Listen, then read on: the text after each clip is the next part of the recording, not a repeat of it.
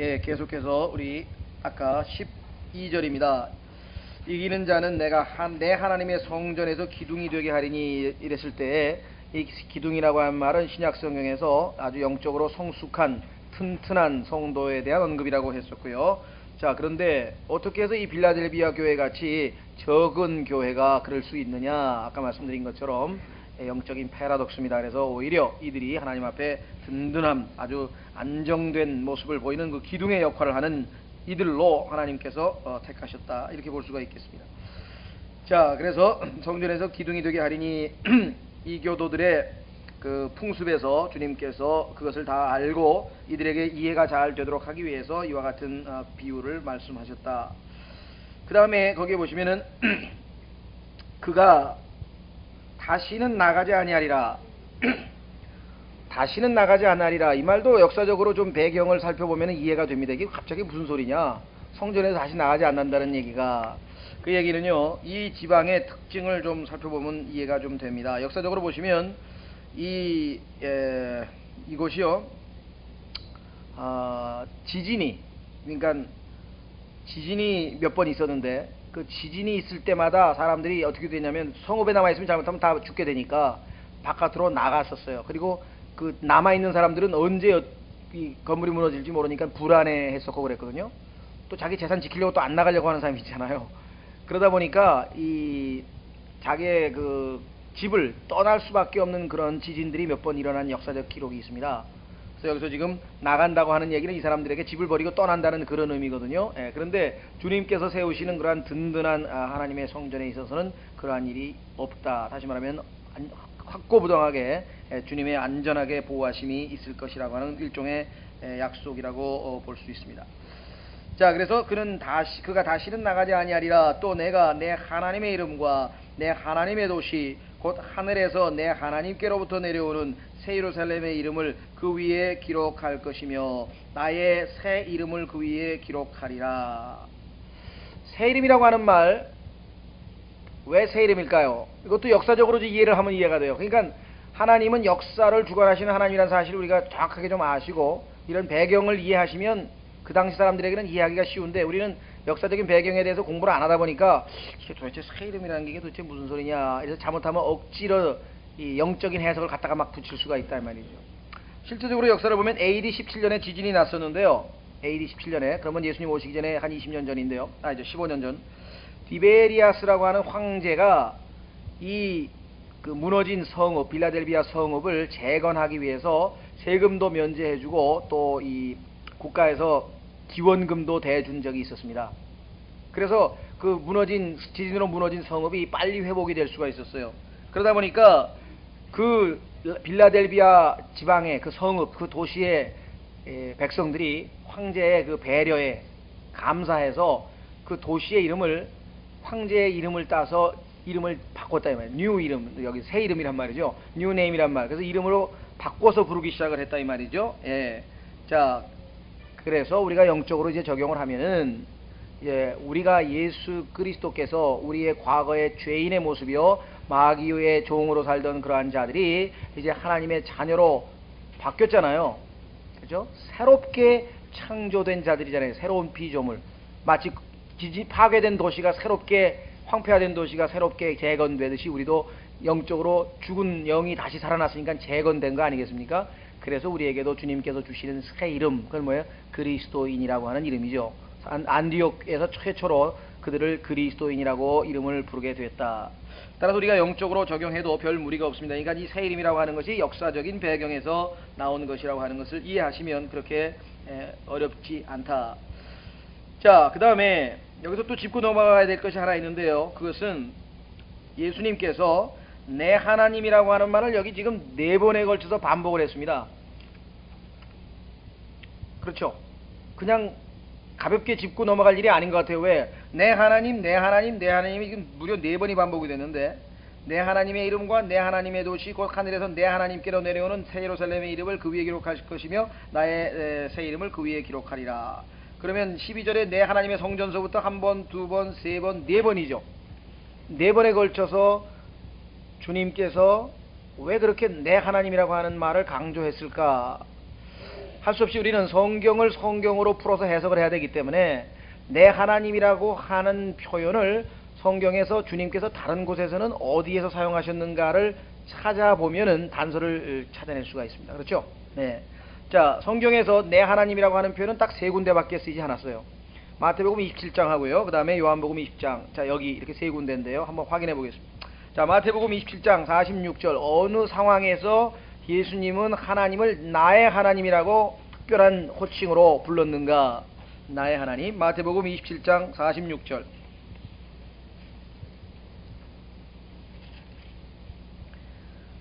마태복음 27장 46절에 보시면은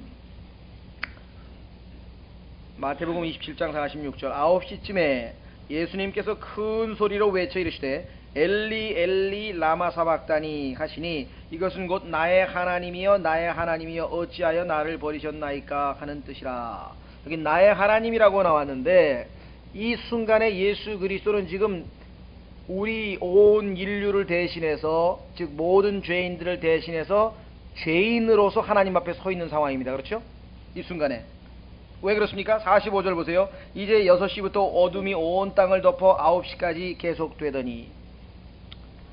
자, 유대인의 시간은요, 그러니까 6시간씩 빠르죠. 왜냐하면 저녁 6시부터 하루가 시작이 되니까 밤 12시가 돼야지 하루가 시작이 되잖아요. 오늘날 우리 시간으로 치면은. 근데 이 사람들은 저녁 6시부터 하루가 시작이 되다 보니까 시간이 우리보다 6시간씩 빠르죠.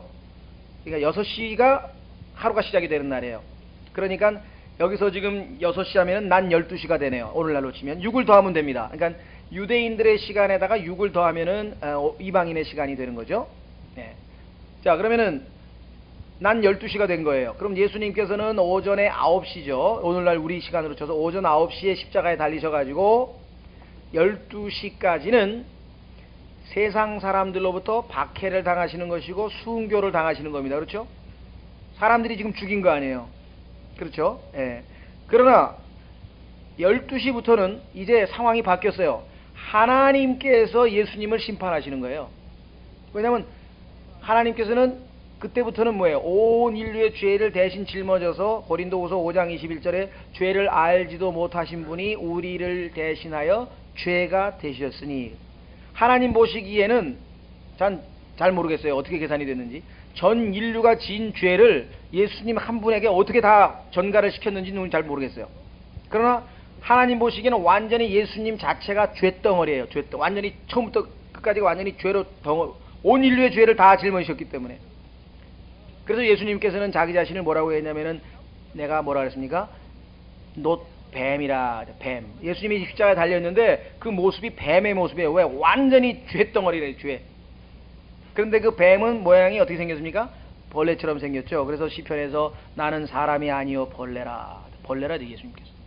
자기 자신이 벌레라. 왜? 뱀이다, 이게 뱀. 내가 지금 죄를 알지도 못하신 분이 우리를 대신하여 죄가 되셨다. 자, 그래서 이게 죄인의 위치에서 서신 예수 그리스도가 하나님을 부를 때 나의 하나님이라고 하는 이 말씀을 불렀다.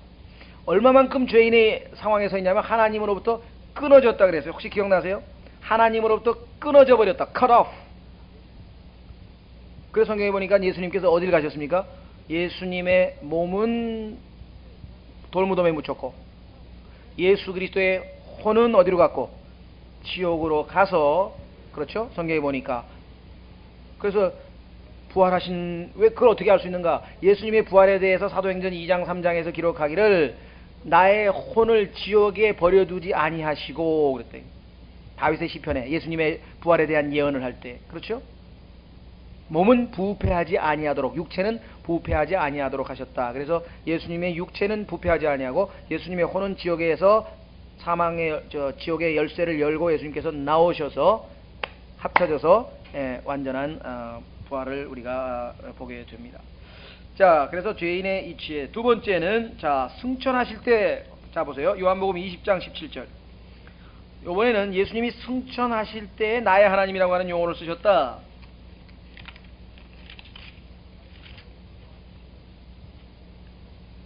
요한복음 20장 17절.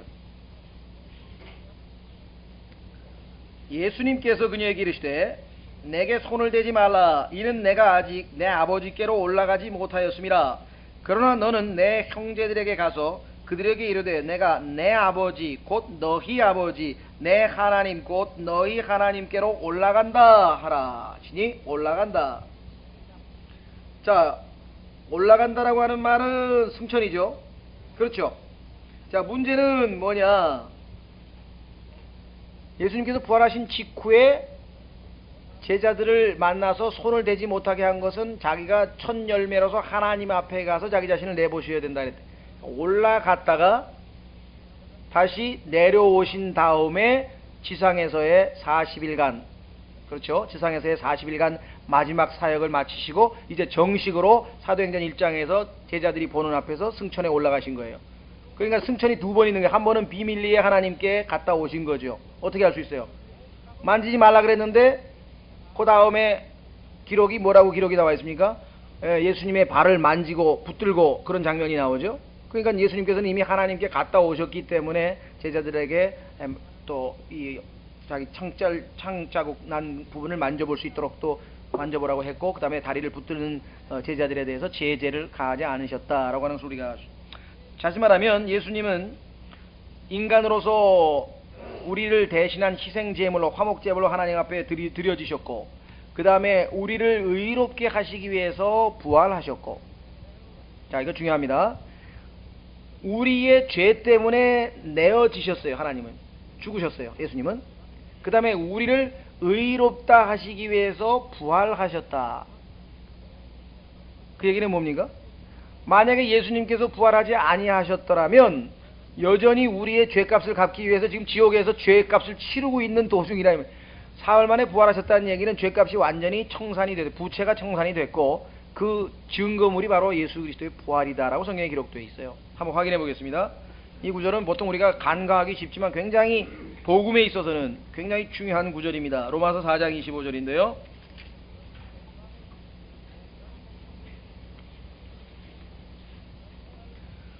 우리가 보통 복음을 전할 때 예수 그리스도의 십자가의 죽으심과 초점을 어디다 맞춥니까? 사랑. 한국 사람들은 복음을 전할 때 주님께서 이렇게 우리를 사랑하셔서 십자가에서 이렇게 고난을 당하시고 그래서 그 감정에 호소하려고 하는 경우가 많아요. 그런데 사실 복음의 핵심적인 내용은 그러한 사랑과 감정에 관한 내용보다는 굉장히 법적인 내용입니다. 법적으로 내가 갚아야 될 죄가 있는데, 내가 갚아야 될 빚이 있는데 예수님이 대신 갚아버렸다는 얘기예요. 그런데 그걸 뭘로 입증을 해요? 영수증으로 입증하면 되지. 영수증 있잖아요. 돈 지불하고 영수증 받으면 될 거 아니에요. 그 영수증 역할을 하는 게 뭐예요? 부활이다 이 말이에요. 부활했기 때문에 나는 죄값이 다 청산됐다는 것을 입증하는 거예요. 그래서 예수님이 부활하지 않았으면 우리는 확신을 가질 수가 없어요. 그렇잖아요. 아직 지옥에서 예수님이 죄값을 다시 아직 치르고 있는지 그걸 어떻게 아냐 이 말이에요. 그래서 성경에서는 부활이라고 하는 것이 우리의 칭의와 관련되어 있다고 성경에서 가르쳐주는 구절이 바로 이 구절. 자, 로마서 4장 25절에 말씀하시기를 예수님께서는 우리의 범죄로 인하여 넘겨지셨으며, 여기까지는 우리가 이해가 되는데 많은 분들이 그 다음 구절을 몰라요. 뭐라고 얘기했습니까? 우리의 칭의를 위하여 다시 일으켜지셨느니라. 다시 말하면 부활이 역사적인 사건이라고 한다면, 명백한 사건이라고 한다면 나는 뭐예요? 하나님 앞에 의롭다고 판결받은 것이 명명백백한 역사적 사실이라는 얘기예요. 그건 못 바꾼다 이 말이에요. 그래서 구원은 죄와 의 문제를 다뤄야 되는 겁니다. 그런데 우리는 한국 사람이 정서적으로 호소를 하기 때문에 하나님의 사랑에 대해서 그냥 막 얘기를 해요. 그럼 우리 생각에는 인간적인 사랑의 생각이 떠오르잖아요. 인간적인 사랑은 어떤 겁니까? 봐주기 사랑이잖아요. 봐주기. 그러니까 뭐 죄를 져도 그냥 이렇게 덮어주고 다 봐주고 그러잖아요. 그 하나님의 사랑을 그런 식으로 생각하면은 복음을 못 깨닫는다니까요. 철저하게 법적인 문제예요. 칭이라고 하는 것은. 그래서 영어에 더블 제퍼디란 말을 썼잖아요. 더블 제퍼디라고 하는 말은 어떤 한 가지 죄에 대해서 두 번 벌을 주는 거예요. 그러면 안 되죠. 기억나세요? 우리나라에서는 그 일사부재리의 원칙이라고 그러죠. 내가 죄를 한 번 졌으면 그 죄에 대해서는 벌을 한 번만 받으면 돼요. 그러면 내 죄값으로 예수님이 한 번 벌을 받았잖아요. 그러면 내가 또 벌을 받을 필요가 없다. 이게 법적으로 그럴 필요도 없고 그건 있을 수도 없는 얘기라. 법에 어긋나는 일이라. 따라서 우리는 칭이라고 하는 것은 철저하게 법적인 문제고, 그것을 완결시키는 증거가 뭐냐? 바로 이 부활이라고 하는 것입니다. 우리가 복음을 전할 때에는 하나님의 그 십자가의 사랑과 이 모든 것을 우리가 전하기는 전에 당연하죠. 하나님의 선하심을 맛보아 알아야지만은, 그러나 복음이 확실해지려면은 이 칭의랑의 법적인 문제의 해결을 우리가 강조를 해야 되는 거예요. 그래서 이거는 감정이 수시로 바뀌는 거하고는 상관없이 이건 법적으로 깨끗하게 해결이 된 문제이기 때문에, 내가 때로 좀 마음이 죄를 지어서 싱숭생숭 혹시 하나님이 나를 버리시는 거 아닌가, 그거하고는 상관이 없다 이거예요. 그거는 구원의 기쁨을 상실할 수는 있지만 구원 자체는 없어질 수도 없는 거고, 법적으로 다 끝난 문제인데. 자, 그 문제에 대해서 우리가 좀 짚고 자, 그래서 우리는 예수 그리스도의 인간으로서의 죽으심과 인간으로서의 부활과 그 다음에 오늘 승천하심, 그때에 다름 아닌 나의 아버지라고 하는 용어를 썼다고 하는 사실을 우리가 보게 됩니다. 그런데 그럼 왜 오늘 이 세 번째 경우에 빌라델비아 교회 형제들에게 약속을 하는데 주님께서 내 하나님이라고 하는 용어를 이렇게 반복해서 쓸 수가 있겠는가? 왜 그러겠습니까? 아까 말씀드린 것처럼 바로 그거예요. 예수님께서는 자기 자신을 교회와 동일시 하시거든요. 네가 핍박하는 예수라 이 말이죠. 그렇죠?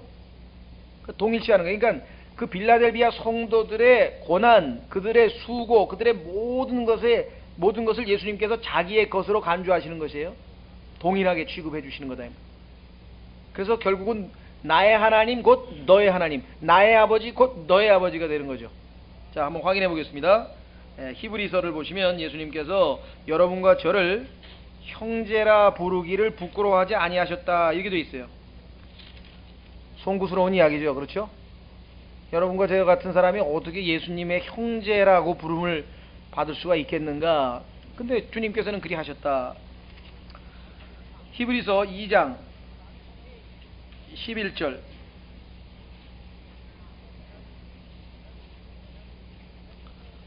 히브리서 2장 11절. 이는 거룩히 구별하시는 분과 거룩히 구별된 자들이 다 하나에서 났기 때문이니.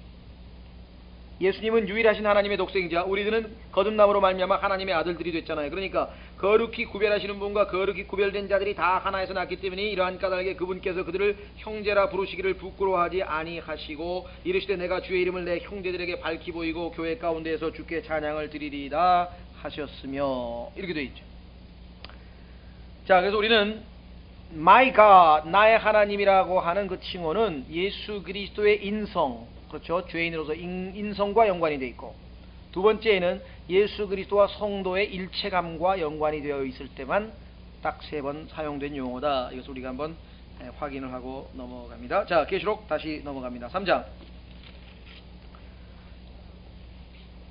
자, 3장 12절에 새 예루살렘이라고 하는 것, 계시록 21장 22장에 가서 우리가 새 예루살렘에 대해서 자세하게 공부를 할 예정이기 때문에 여기서는 말씀드리지 않습니다만은 이것은 바로 예수 그리스도께서 말씀하신 건데, 새 예루살렘은 사실 지금 지어지는 게 아니고 준비가 되어 있습니다. 그렇죠?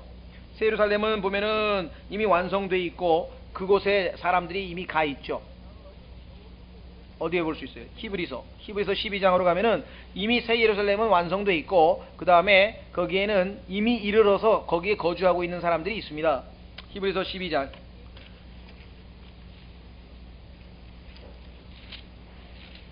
어떤 분들은 초소를 예비하러 가신다 그랬는데 새 예루살렘이 아직 완성이 덜 된다 보네. 아직도 안 데리러 오시는 거 보니까 예?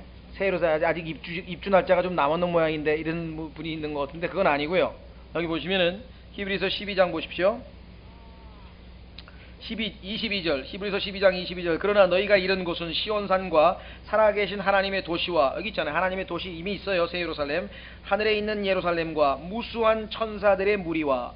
예루살렘은 도시이면서 성이기 때문에 도시는 시온산에 있는 예루살렘인 도시 이름도 되고 그 안에 성 이름도 되고, 그래서 여기 지금 새 예루살렘이 언급이 되어 있습니다. 무수한 천사들의 무리와, 이미 가 있네요. 총회 곧 하늘에 기록된 처음 난 자들의 교회와 모든 것의 심판주 되시는 하나님과 완전하게 된 의인들의 영과 새 언약의 중재자이신 예수님과 아발의 피보다 더 나은 것들을 말하는 피 곧 뿌리는 피니라. 그래서 거기에 누가 있고 무엇이 있는가를 성경에서 언급을 해놨습니다. 따라서 우리는 예수님께서 요한복음 14장 2절에서 내가 초소를 예비하러 간다라고 했을 때 그것은 새로 지으러 가시는 것이 아니라 그렇죠? 예. 그야말로 예비하러 가는 예비하러. 그러니까 뭐라 그럴까요? 새 예루살렘에 가서 요즘으로 치면은 그 뭐라 그러나 우리도 뭐 어디 수련회 가면은 방 정해주잖아요. 몇 토 들어가라고. 그러니까 어떤 새로 지으러 가는 것처럼 그렇게 오해하시는 필요는 없고요. 성경에 보면 이미 완성은 돼 있는데 각자에게 이제 해당되는 그것을 어떤 방식으로 예비하실지 모르지만 예비하시러 가신다라고 하는 말이 새로 짓는다는 말하고는 상관이 없다는 것. 자, 결국은 우리는 계시록 3장 12절까지 왔습니다. 3장 13절 귀 있는 자는 성령께서 교회들에게 말씀하시는 것을 들을지어다. 역시 여기에도 귀가 있는 자, 아주 이기는 자를 제외하고는 여기 귀 있는 자보다 이기는 자가 앞서 언급된 것은 지난번에 말씀드린 것처럼 그야말로 이기는 자 외에는 귀 있는 자가 거의 없는 상황이나 마찬가지예요. 그 정도로 지금 이 상황이 돼 있는 경우를 얘기할 때 쓴다 그랬죠. 자, 그래서요 여기 나와 있는 것처럼 교회들에게 복수로 되어 있는 것도 우리가 조심하시라고 말씀드렸습니다. 왜냐하면 빌라델비아 교회의 한 교회만 얘기하신 것이 아니라 그 내용은 교회사 전체에 걸쳐서 또 어느 시대이든 어느 지역 교회든 간에 다 해당된다. 교회들에게 말씀하시는 거라고 해서 지적을 했습니다. 자, 이렇게 해서 우리는 빌라델비아 교회에 대해서 마치고요. 계속해서 라오디게아 사람들의 교회에 대한 언급을 좀 살펴보려고 합니다. 자, 14절 라오디게아 사람들의 교회의 천사에게 편지하라. 라오디게아, 우리는 유명한 교회죠. 이 교회의 이름 자체가 벌써 사람들의 권리란 뜻인데요. 사람들의 권리. 그러니까 요즘에 얘기하는 시민권 또는 인권을 존중한다 할 때 인권이죠. 그렇죠? 우리가 일반적으로 인권을 존중한다든가 시민권을 존중한다 할 때 긍정적으로 의미로 쓰입니다. 특히 근대 사회라고 하는 것은 시민권을 어떻게 하면은 군주로부터 우리가 확보하느냐 뭐 그런 민주주의 운동도 있고 그러니까 다 긍정적으로 얘기하는데 사실은 그 뒤에 숨어 있는 악한 마귀의 전략을 우리가 살펴봐야 돼요. 시민권이라고 하는 것은 시민이란 말은 사람 아닙니까? 사람의 권리라고 하는 것은 하나님의 권리와 반대되는 개념이거든요. 분명히 성경에는 뭐라고 얘기했습니까? 위에 있는 권세에게 복종하라. 왕제도라고 하는 것은 하나님께서 세우신 제도입니다. 그리고 인류의 마지막도 예수님이 왕으로 오지 대통령이 아니 공화국이 아니거든요. 예수님이 공화국으로 세우신 게 아니라 왕으로서 통치하시게 될 거예요. 하나님이 세우신 제도는 왕이에요.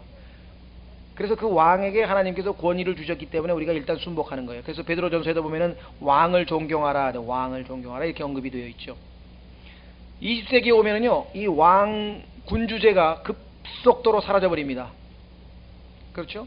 그것도 라오디게아 교회 시대 특징 중에 하나로 뽑는 거예요. 왜? 사람들의 권리가 하나님께서 주시는 왕은 위에 있는 권세를 하나님이 주신 거니까 그 왕의 권리를 무너뜨리는 역사가 됩니다. 20세기에 와서 지금 왕위를 그 군주제를 그대로 유지하고 있는 나라가 몇 개가 되는가 한번 생각해 보세요. 뭐 있어봐야 형식적으로 있는 거 몇 개 있죠. 진짜 왕이 직접 통치하는 데 있습니까? 다 총리가 대신 통치하잖아요. 그리고 왕은 그저 이름만 남아있는 것 뿐이잖아요. 지금 현재. 자, 그만큼 마치 하나님도 이름만 남아있지, 그렇죠? 라오디게아 교회 시대에는 하나님의 권위는 싹 사라져 버렸어요. 말로만 하나님 하지만 실제적으로 하나님의 권위는 어디에 있어요? 기록된 말씀을 존중할 때 있다 그랬잖아요. 기록된 말씀에는 뭐 제일 눈에 띄는 것들이 뭐 늘 말씀드리지만은 아니 기록된 말씀에는 분명히 목사에 대해서도 한 남자의 아내라 그랬고 집사도 한 아내의 남자라 그랬는데 남편이라 그랬는데 뭐 여자 집사도 있고 여자 목사도 있고 하나님의 말씀의 권위는 이미 실추된 지 오래됐다. 그 이외에도 제가 이제 가장 명백하게 들기 쉬운 거를 한두 개 들었지만 그 이외에도 하나님의 말씀을 명백하게 어기는 게 얼마나 많습니까 지금. 성경에서 엄격하게 분명하게 정해놓은 것에 대해서도 다 지금 안 받아들인다. 그렇죠? 자, 그래서 우리는 라오디게아 교회는 이미 벌써 이름 자체가 우리에게 가져다 주는 것은 그야말로 하나님의 권위는 이미 완전히 무시되고 인간들이 모든 권위를 차지하는, 그 중에서도 가장 하나님의 권위를 탈취하는데 앞장선 사람들이 묘하게도 종교 지도자들입니다. 종교 지도자들이 하나님을 대신하는 거예요. 그러니까 목사에게 충성하는 게 하나님께 충성하는 게 돼버리는 거예요. 그런 얘기는 성경에 없어요. 하나님하고 목사가 견해가 틀리면은 목사는 제거돼야 되는 거거든요. 성경에는. 그 목사는 지금 뭐예요? 마귀의 사역자예요. 성경에 바울이 썼잖아요. 마귀도 사탄도 뭐예요? 그의 사역자들을 데리고 있나니. 미니스터가 있어요. 마귀의 목사가 있다고 성경에 써있다. 마귀의 목사도 있고 사역자도 있고 다 있다고. 일꾼도 있고. 그러니까 그 어떠한 영적 권위라 할지라도 그것은 성경에 근거한 거지. 그래서 하나님의 말씀에 근거한 권위, 이것을 우리가 굳이 쓰자면 이게 영적 권위예요. 그런데 말씀하고 어긋나면은 그 사람의 권위는 영적 권위가 아니에요. 뭐 마귀의 권위니까 영적 권위는 영적 권위지. 근데 악한 영의 권, 선한 영적 권위가 아니고 성령에 의한 권위가 아니라 이 말이죠. 자, 그래서 이 시대는 벌써 우리에게 우리가 지금 살고 있는 이 시대이기 때문에, 자, 역사적으로 이 도시의 배경을 좀 살펴보려고 합니다. 이 도시도 상업적으로 아주 번성했던 도시입니다. 그래서 아주 은행들이 즐비하고 은행가들이 많고. 글쎄요, 여러분들 어느 나라가 어느 도시가 은행이 제일 많은 도시인지 잘 모르겠어요. 보통 우리가 세계 금융의 중심지 하면 런던, 뭐 뉴욕 얘기하는 것 같습니다만은, 하긴 뭐 저도 바르셀로나에서 한 2년 살았는데요. 거기도 보니까 그냥 조금 거짓말하면 한 10m 간격으로 은행이 있는 것 같아요. 어떻게 은행이 많은지. 처음에 가가지고 왜 은행이 이렇게 많은가 모르겠습니다만은, 이 라오디게아 교회라고 이 도시도 아주 이 금융이라고 하는 건 나중에 죄송한 얘기지만 이게 돈 놓고 돈 먹기가 금융이거든요. 노동해서 일해서 돈을 버는 게 아니라 돈으로 돈 먹는 게 이 금융. 이름만 금융이고 뭐 요즘 뭐라 그러나 재테크라고 이름을 그럴싸하게 붙었지, 그게 다 지금 사실은 이 성경에서 말씀하신 것, 땀 흘려서 먹고 사는 거하고는 좀 거리가 멀죠. 뭐 여기서 돈 이 은행에서 빼가지고 저 은행에 놓고, 그 다음에 뭐 미국에서 돈 빼가지고 유럽에 놓고, 이자가 저쪽이 높으니까, 그 다음에 뭐 달러로 가지고 있다가 마르크로 바꾸고, 마르크에서 달러로 바꾸고, 그래가지고 계속해서 그거 머리를 잘 해가지고서는 그냥 그야말로 뭐 떼돈을 버는 거죠. 또 물론 반대 경우도 있겠습니다만은, 뭐 외환 딜러라고도 하고 하여간 이제 돈 만지는 사람들, 그게 요즘엔 또 각광받는 직업인 줄 아십니까? 뭐 이게 딜러 뭐 하는 사람들 뭐 막 연봉이 몇억 뭐 2억인 사람도 있고 막 그래요. 왜냐면 이 사람들은 막 몇 천만 불씩 왔다 갔다 하다 보면은 뭐 한꺼번에 이익이 뭐 환율 팍 뛰면은 그냥 확 바뀌잖아요. 그러니까 뭐 그 사람들 또 위험 부담이 있어서 그런지 모르겠는데, 하여간 요즘에 보면은 이 방송이고 신문이고 모든 면에서 이 금융 쪽에 관심들이 너무 많아요. 그러니까 제조업보다는 서비스, 특히 이 금융을 통해서 어떻게 하면은 부가가치를 창출하는 이런 쪽으로 자꾸만 나가니까, 땀 흘려서 열심히 일해서 정말 이 돈 월급 받는 사람은 속된 말로 약이 올라가지고 화가 나는 거지. 나는 죽어라고 일해가지고 만큼 벌었는데 이 사람은 뚝딱 하더니 뭐 또 요즘에는 복권이 많아가지고, 또 어제는 뭐 40억 원짜리 복권 당선된 사람이 또 하나 나타나가지고 복권 샀는데 40억 원짜리 당첨이 된 사람이 하나 뭐 어떻게 됐다가, 그 전에는 또 50억짜리가 하나 당첨됐다 그러고 이러니까 그게 어떻게 되겠어요? 이제 이가 빗나갔습니다만, 이게 라오디게아 교회의 특징에 보니까 이 금융업이 발달했다고 하는 것이 아주 심상치가 않다. 자, 그 다음에 레저 산업이 또 발달했네. 오늘날 우리 시대를 너무나 하나님께서 정확하게 보여주시는 것 같아요. 레저, 원형 극장, 공연이 이렇게 많아요. 공연, 구경 댕기는 거, 공연, 구경, 그 다음에 스타디움, 그러니까 아주 요즘 얘기하면 축구, 야구 뭐 이런 스타디움이 많고요. 그 다음에 찜질방이 또 그렇게 많아요. 요즘엔 찜질방이고, 옛날로 치면 이게 목욕탕인데 전부 다 가가지고서 어떻게 이렇게, 그 다음에 엄청난 쇼핑센터. 아니 이게 어떻게 해서 라오디게아하고 오늘날 이 시대하고 이렇게 정확하게 하나님께서 그 도시의 특징을 알고 계시는지, 이게 정말 하나님 아니면은 쓸 수 없는 책이라는 게 아주 실감이 나죠. 우리 시대하고 특징이 너무 똑같잖아요. 예? 자, 거기다가 로마 그 제국의 영토로 편입이 됐습니다. BC 133년에. 그래서 정치적으로도 아주 중요한 도시로 부각을 하게 됩니다. 그러니까 그야말로 대도시의 모든 걸 다 갖춘 거예요, 오늘날. 자, 시티, 도시는 누가 만들었습니까? 원래는 새 예루살렘 하나님이 만든 도시인데, 성경에서 나오는 인간이 만든 최초의 도시는 가인의 후손이 만들었거든요. 하나님은 인간을 동산에 살도록 만드셨잖아요. 동산에 보면은 하나님이 만드신 것밖에 안 보이고, 도시에 살면 인간이 만든 것밖에 안 보이죠. 땅도 이제 아스팔트로 다 깔아가지고 안 보이죠. 제가 그 빅 몽드리앙이라고 하는 사람이, 화가가 했던 얘기, 그 유명한 얘기 한번 말씀을 드렸는데 아주 상당히 시사적이다 이 말이에요. 이 사람은 화가입니다. 그래서 뉴욕에 있는 화실에서 그림을 그려요. 그런데 화실이 유리창으로 돼 있었나 봐요. 창문이 있어가지고 그림 그리다 보면은 바깥에 뉴욕에 있는 그 가로수가 보이는 거예요. 근데 그 가로수 잎이 쫙, 그 아주 아름다운 가로수를 보면은 탁 머릿속에 주일학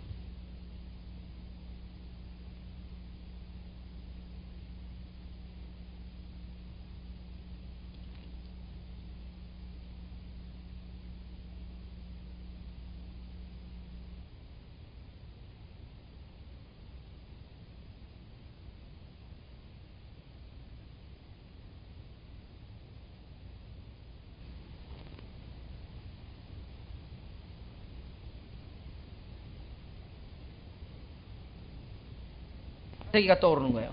근데 이 사람은 이미 무신론자가 돼가지고 하나님은 어딨냐고 이렇게 픽픽거리는 사람이 됐는데, 나무만 보면 자꾸 어렸을 때 창세기 뭐 하나님 막 에덴 동산이 떠오르고 그래가지고 그냥 신경질이 난 거예요 이제. 왜냐면 양심을 자꾸 찔릴 거 아니에요. 이미 무신론자가 됐는데 하나님이 없다고 지금 자기는 주장해 왔는데, 그러니까 그냥 성질이 나가지고 이 멍청한 건축가 같은 놈 자식들이 말이야, 왜 창문 없는 건물 하나 못 만드는 거냐 이거지. 완전히 폐쇄되면 자기는 자기 건물 안에서는 자기가 신이거든요. 창작을 하잖아요. 창조를 하잖아요. 그림을 창조를 지금 하는, 내가 신인데, 창조하는 신인데, 그래가지고 한마디 내뱉었는데 옆에 아마 친구가 있었는지 기자가 있었는지 그거를 또 기자가 알게 됐어요.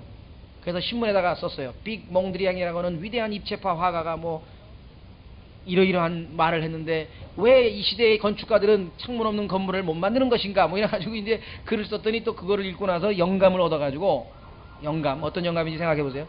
그 건축가가 창문 없는 건물을 딱 지었다 이 말이에요. 근데 최초로 창문 없는 건물을 지었는데 그 건물이 무엇을 위한 건물이었느냐, Sears라고 하는 백화점 건물이었습니다.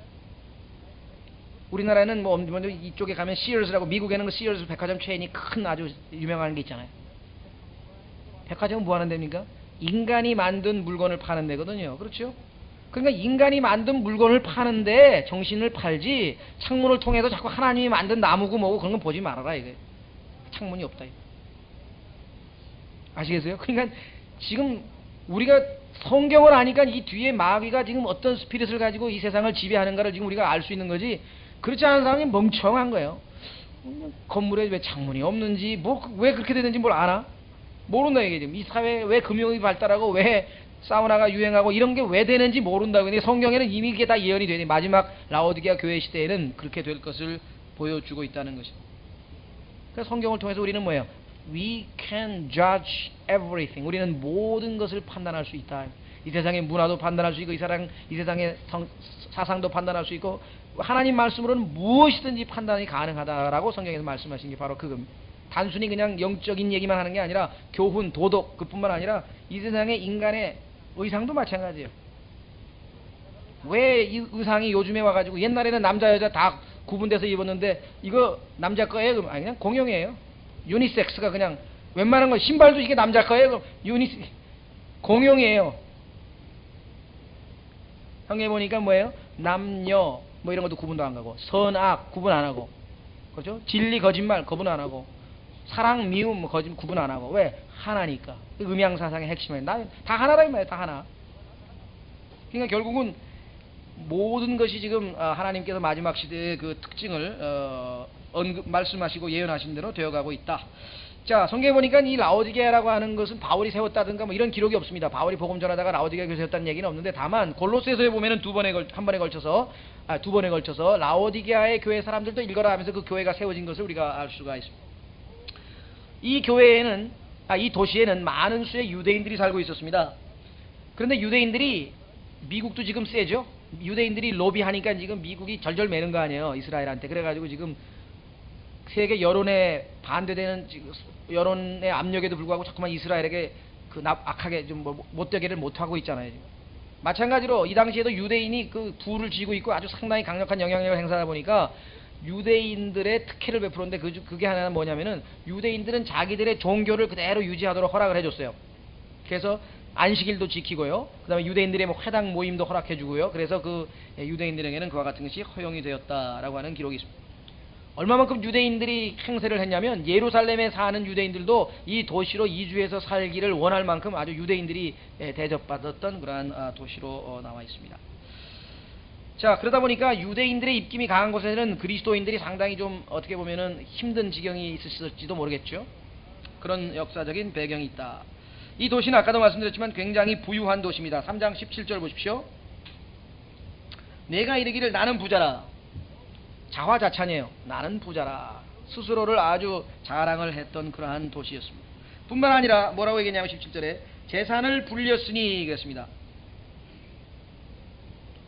오늘날 부의 증가, 이것을 우리가 부가가치라 그러는데요.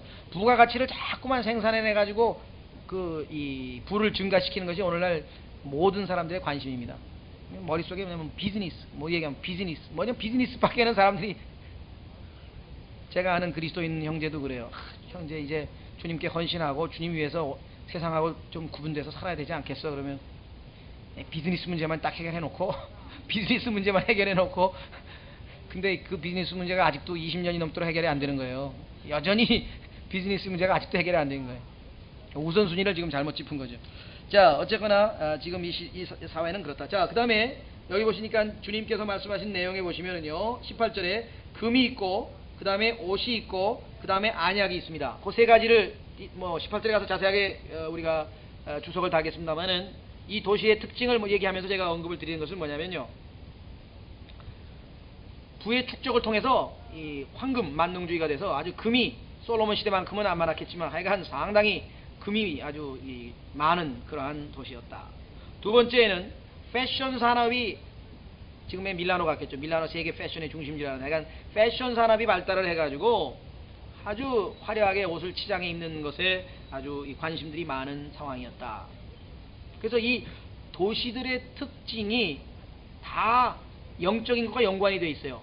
외적인 치장과 외적인 부는 갖췄지만 영적으로는 가난하고 영적으로는 벌거벗은 것처럼 이게 다 주님께서 이 도시의 그 산업 어떤 그 풍습 상황과 이 시대의 이 교회의 특징을 매치를 시켜놨다. 자, 뿐만 아니라 여기에는 유명한 의과대학이 있었어요. 그런데 그 중에서도 이 도시는 두 가지로 유명했습니다. 하나는 귀에 염증이 생겼을 때 바르는 연고를 만드는 것으로 유명했고, 또 하나는 안약인데 이게 파우더입니다. 파우더. 안약인데 일종의 그 파우더 형식으로 된, 가루 형식으로 된 안약을 만드는 그런 이 제약 회사가 있어가지고 아주 의료 산업이 아주 발달돼 있다. 어떻습니까? 패션 산업과 의료 산업과 금은방, 아주 이 화려한 그러한 도시가 바로 라오디게아 교회였다. 한마디로 하자면요, 물질적인 풍요를 누렸고요, 외형적인 사치스러움이 넘쳤고, 그 다음에 건강, 육체적인 건강에 관한 관심이 이 도시의 사람들을 사로잡은, 마음을 사로잡은 그러한 도시였다는 겁니다. 어쩌면 서울하고 이렇게 똑같냐, 그렇잖아요. 사람들 머릿속에 뭐가 있습니까? 물질적인 부, 외형적인 사치. 그렇죠. 요즘에도 뭐 아파트 보면 호텔식 아파트가 요즘에 인기잖아요. 뭐 아주 시스템이 뭐 안에 내부 구조나 모든 게 다 호텔하고 똑같은데 그냥 아파트야. 그러니까 매일 호텔에서 사는 기분을 만끽하게 하는 그런 최고급형 아파트 뭐 이런 게 지금 막 분양이 잘 되고 그렇거든요. 그래서 보면 호텔식 아파트 뭐 이렇게 돼 있어요. 외형적인 사치. 그렇죠? 자, 그 다음에 뭐예요? 육체적인 건강. 이 세 가지가 이 사람들의 마음에 꽉 차 있었던 그런 도시였다. 그런데 그 도시 문화가 그 지역 교회의 성도들도 어떻게 이미 오염시켰다 이 말이죠. 그래서 지금 여기에 주님께서 지적을 하고 있습니다. 영적인 영원한 것에 대해서는 관심이 없고 눈에 보이는 것들이 그들의 마음을 사로잡았다. 고린도 후서에 한번 보겠습니다. 고린도 후서인가요? 고린도 전서 같은데요. 죄송합니다.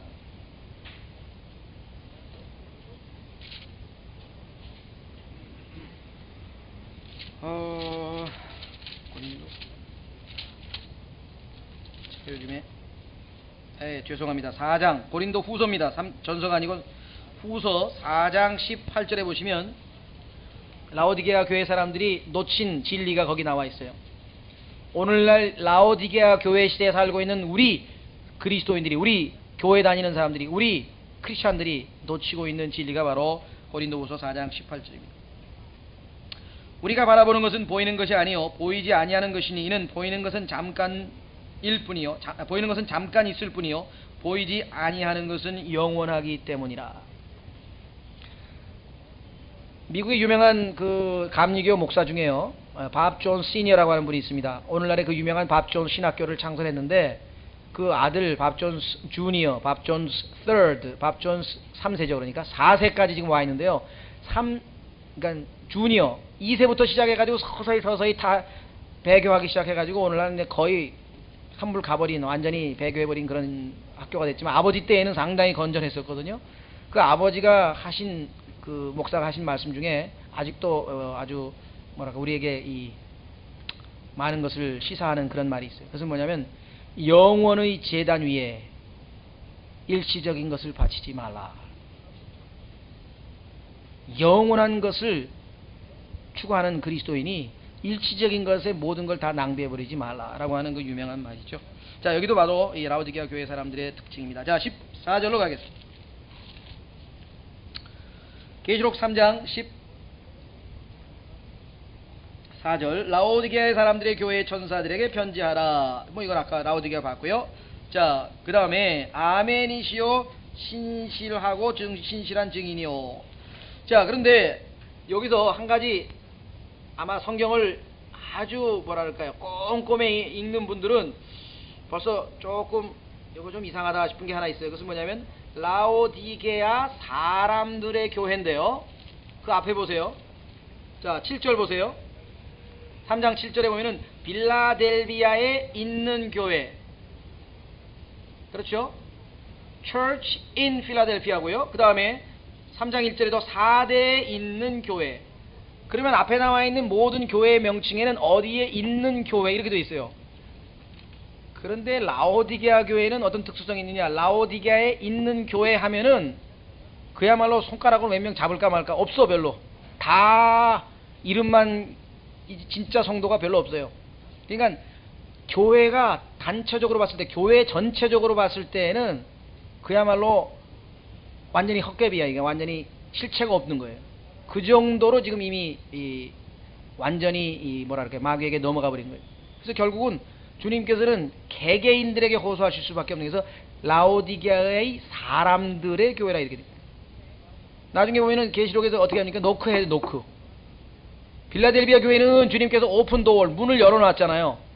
그런데 여기는 노크를 해야, 왜냐면 다 잠가놨기 때문에 노크를 해야 지금 들어갈 판이 된 그런 상황이 됐습니다. 그래서 그 교회의 명칭에도 상당히 이게 얼마만큼 이 교회가 교회의 어떤 그 전체 조직으로서의 어떤 전체적으로 봤을 때 주님 보시기에 거의 그 교회로서의 기능이 뭐 다 상실된 그러한 상황이다. 그래서 지금 여기 사람들이라고 하는 말이 하나 들어간 것도 우리가 볼 때는 형식적으로 교회라고 하는 이름은 붙였지만 이미 그들은 교회로서의 모든 기능을 상실해서 거의 가망이 없는, 그래서 한두 명 그 중에서 개인적으로 볼지어다 내가 문 밖에서 두드리니 그 음성을 듣는 자들에 한해서 겨우 구원을 얻을 수 있는 그런 상황이 됐다는 것이죠. 자, 첫 번째 아멘이시오 그랬군요. 주님께서는 항상 예가 되고 아니요가 아니라 그 말 아시죠? 항상 아멘이십니다. 예수님은. 자, 한번 확인해 보겠습니다. 고린도후서 1장 20절. 고린도후서 1장 20절.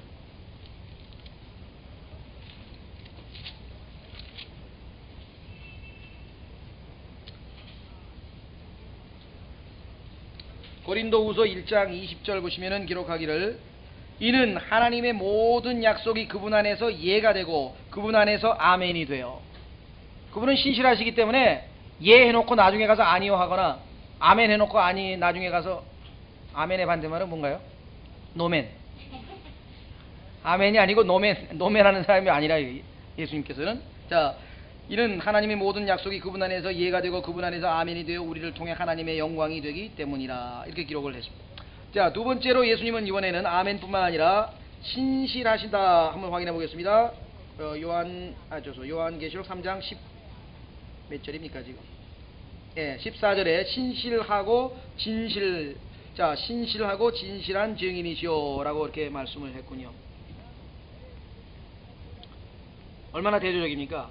예수 그리스도, 신실하고 진실된 증인이신 예수 그리스도를 대변해서, 우리가 대사라 그랬죠? 예수 그리스도의 대사, 대변하는 자로서의 교회가 당연히 예수님을 잘 대변을 해야 되는데, 신실하고 진실하신 예수님의 모습을 전혀 대변하지 못하고 있어요. 그러니까 교회는 정반대의 상황인데 예수님께서는 여전히 그럼에도 불구하고 신실하신 모습을 그대로 유지하고 계신 거죠. 그렇죠? 이 땅의 교회는 이미 완전히 타락해서 그야말로 배교해버리고 말았지만, 주님께서는 여전히 그 교회를 돌보시고 계시는 신실하신 분으로 여기 자기 자신을 계시하고 계신다. 자, 하나님의 창조의 시작이시니까 이것들을 말하노라. 이 창조의 시작이라고 하는 말도 우리가 오해하기 쉬운데요, 사람들은 생각할 때는 첫 번째 피조물 이렇게 오해하는 사람들이 있어요. 여호와의 증인들. 창조의 시작, 그러니까 첫 번째 피조물, 그 뜻이 아니죠. 창조를 시작하신 분이니까, 예를 들면 하나님께서 창조하실 때 하나님이 혼자 하신 게 아니잖아요. 성경에 보면은 처음부터 누구랑 같이 하셨어요? 예수 그리스도와 함께 창조를 하셨거든요. 한번 확인해 보겠습니다. 창조의 시작이라고 하는 것은 창조를 하나님과 함께 시작하신 분. 잠언 8장에 보시면 하나님께서 창조를 시작하기 전에 창조를 시작하기 전에 이미 예수님과 함께 교제를 나누는 모습이 기록되어 있습니다.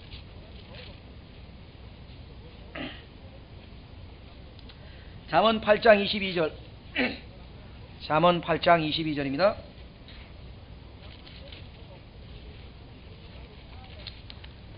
잠언 8장 22절 주께서 자신의 길을 시작하실 때 자신의 예적 일들을 행하시기 전에, 그럼 창세기 1장 1절 이전이네요. 전에 나를 소유하셨으며 영원부터 처음부터 또는 땅이 있기 전부터 내가 세움을 받았나니 아직 기품들이 없을 때, 창세기 1장 2절에 기품 나오죠. 물을 풍성히 내는 샘들이 없을 때 내가 드러났으며 산들이 정착하기 전에, 창세기 1장에 하늘과 땅 할 때 땅이죠. 작은 산들이 있기 전에 내가 드러났으니 26절 곧 그분께서 아직 땅도 들도 세상 흙의 가장 높은 부분도 만들지 아니하셨을 때라. 창세기 1장 1절 이전. 그러면 창세기 1장 1절은 바로 그 다음 27절 그분께서 하늘들을 예비하실 때 내가 거기 어떻게 해요? 있었으며, 그 다음에 계속해서 30절 내가 그분 곁에 있되. 그러니까 창조를 하나님께서 우리가 하셨다고 하지만은 실제적으로 일을 하신 분은 누구예요? 예수 그리스도로 되어 있어요. 그래서 요한복음에도 그분에 의하여 지어지지 아니한 것이 없다. 골로새서에서도 그분에 의하여 모든 것이 창조되었다. 그래서 예수 그리스도가 창조의 주역이심을 언급하고 있는 거죠. 그런 의미에서 우리는 창조의 시작이다, 이렇게 말씀을 드립니다. 자, 마지막으로 우리 15절 한 구절만 하고 마치겠습니다. 자, 내가 내 행위를 아노니 내가 차지도 아니하고 뜨겁지도 아니하도다. 나는 내가 차든지 뜨겁든지 하기를 원하노라. 그러니까 하나님의 성품은 이 중간이 없어요. 오늘날에는 이런 사람들을 보통 극단분자라 그러죠. 항상, 또는 뭐 흑백 논리자. 흑이면 흑이고 백이면 백이고, 그래가지고 항상 그런 식으로 왜 극단적으로 행동하느냐 이렇게 해서 상당히 별로 안 좋은 식으로. 근데 하나님 편에서 보면은요, 마귀 편이면 마귀 편이고 하나님 편이면 하나님 편이고, 둘 중에 하나예요. 진리면 진리고 거짓이면 거짓이고, 선이면 선이고 악이면 악이고, 둘 중에 하나밖에 없어요. 하나님의 모든 그 기준은 이원론입니다. 둘 중에 하나예요. 오늘날은 어떻게 합니까? 그 둘을 설설 섞어가지고 흰색하고 검은색을 슬슬 섞으면 어떻게 됩니까? 회색이 나오죠. 회색 분자라, 이게 회색 분자. 오늘날은 하나님 보시기에는 이 땅에 있는 사람들이 전부 다 회색 분자예요. 양다리 걸치기란 말이에요. 흰색도 조금 검은색도 조금 해서 섞어가지고 회색. 근데 이 하나님께서 이걸 아주 싫어하시는 거예요. 이게 문제란 말이에요. 뜨겁든지 차든지 둘 중에 하나야지 미적지근한 건 아니가 하나님께서 싫어하신다. 제가 뭐 기억은 잘 안 납니다만은 옛날 그 중국의 고사성어에 보면은 그 뭐라 그러나요? 동가식 서가숙, 혹시 그 들어보셨어요? 동가식 서가숙이란 말이 있잖아요. 그러니까 그 어떤 사람이 결혼을 해야 되겠는데 그 선을 두 사람한테 받단 말이에요. 그러니까 동쪽에 있는 그 가정에 아가씨를 보니까 부잣집이에요. 근데 얼굴이 좀 못생겼어. 그래서 그런데 서쪽에 집안에 있는 그 아가씨를 선을 보니까 이거 그냥 얼굴은 예쁜데 또 여기는 가난뱅이야. 야, 그래서 이걸 어떻게 하나 고민하다가 나는 동가식 서가숙 할라요. 밥은 동쪽 집에 가서 먹고 잠은 서쪽 집에 가서 잔다 이 말이에요. 동가식 서가숙 한다. 양쪽을 다 가지겠다 이 말이죠. 하나님도 갖고 영적인 축복도 누리고 물질적인 축복도 누리고 하나님도 갖고 돈도 갖고 뭐 하나님도 좀 하고 세상도 좀 즐기고 이게 두 개 다 하는 거는 바로 그런 자세라. 이 라오디게아 교회 사람들이 바로 그랬는데 참 이것도 재밌는 거는요. 여기까지만 하고 마치겠습니다만은 그 당시에 말이죠. 이 우리가 미지근하다고 하는 것은 주님에 대한 열렬한 첫사랑이 상실이 돼가지고 형식뼈대 그죠? 주님에 대한 또는 주님의 일에 대해서 관심이 별로 없어. 누가 막 집안이 구령했다 그러는데 뭐 그런가? 열의가 없고 관심이 없고 교회에서 무슨 뭐 책이 하나 나왔는데 뭐 또 하나 냈나 보네? 책이 하나 나왔나? 뭐 이 관심들이 식어가지고 아주 냉랭해지는 이런 것들을 우리가 보게 됩니다. 그렇죠? 예. 그 다음에 죄와 악한 일에 대해서 단호하게 거부하지 아니하고 타협하려고 또 용납하려고 하는 그러한 분위기 이런 거 우리 보통 미적지근하다가 우리 영적으로 정의를 내릴 수가 있겠죠. 재밌는 것은 이 라오디게라고 하는 도시가 있는데 그 도시에 한 6마일쯤 떨어진 곳에는 히에라폴리스라고 하는 도시가 있는데 그 도시 이름이 골로새서인가에 보면 나와요. 그래서 라오디게와 히에라폴리스에 있는 그곳에도 너희 골로새서를 읽게 하라고 하면서 바울이 한 그 도시 이름이 하나 언급이 되는데 그 도시는 뭐로 유명하냐면요. 뜨거운 그 뭡니까 이죠. 온천. 아주 뜨거운 물이 나오는 온천지대로 유명합니다. 그리고 그게 아주 저 몸에 병 뭐라네 피부병이나 기타 뭐 이렇게 위장병 뭐 이런 거 있잖아요. 아주 효과가 좋다고 아주 소문이 나는데 뜨거워요. 그런데 반대쪽으로 한 10마일 떨어진 곳에는 또 다른 도시가 하나 있는데 그 도시에는 아주 샘물이 그러니까 차고 깨끗한 아주 뭐 약순제 하여간 그런 물이 나는 것으로 유명합니다. 그래서 뜨겁든지 차든지 둘 중에 하나인데 이 라오디케아 지방에서 나는 물은 그야말로 이 어정쩡해가지고 사람들이 먹으면 하고 그냥 뭐랄까 이게 토하고 싶은 그런 그 미적지근한 물이 이 지방의 샘에서 나는 특징이라고 해요. 라오디게아 교회가 미적지근한데 이 지방에서 나는 물이 그렇다는 거예요. 역사적으로. 그러니까 하나님께서 얼마나 이 편지를 받는 당사자 우리는 지금 뭐 2000년 떨어진 다음에 우리가 지금 공부하니까 야 하나님께서 역사적으로 이러지만 당시 사람들에게는 얼마나 기가 막혔어요. 그 당시에 그 도시를 훤히 꿰뚫어 보면서 하나님이 다 쓰셨을 거 아니에요. 이 편지를 딱 라오디게아 교회에서 받아보고 뭐예요. 어떻게 우리를 이렇게 잘 아실까 그랬을 거 아니에요. 그렇죠. 설교하면 목사님 왜 내 얘기를 오늘 하셨어요 뭐 이런 사람도 있잖아요. 그런 것처럼 여기도 어쩌면 우리 얘기를 이렇게 정확하게 하셨을까 아마 그랬을 거라 이 말이죠. 자 그래서 우리는 참 하나님 예 그건 아예 세상으로 가라 이거죠. 대마처럼 아예 그냥 아예 세상에서 푹 빠져가지고 맘 편하게 실컷 놀다가 그러지 뭐 교회도 양쪽 다리를 걸쳐가지고 이리저리 해가지고 그러니까 하나님에게는 그게 맞지가 않는다는 거죠. 그러니까 원래 기록 목적은 뜨겁게 주님을 섬겨란데 그러지 않으려면 아예 차게 하는 게 낫지 어정쩡하게 막 그런 식으로 신앙생활하는 거는 하나님이 보시기에는 굉장히 좀 구토가 난다. 싫다 이 말이죠 하나님께서. 예, 자 그래서 오늘은 여기까지 좀 살펴봤습니다. 다음 시간에 계속해서 나머지 17절서부터 저희가 할 것이고요. 그 다음에는 이제 7교회를 총 마지막으로 정리해서 일단 교회 시대에 관한 것은 내일로 다음 주로 일단 마감을 하겠습니다. 이제 여러분들이 원하시면 우리가 방학을 좀 하고요. 그렇지 않고 막 강행하자 그러면 또 하는 거죠. 여기까지 하겠습니다.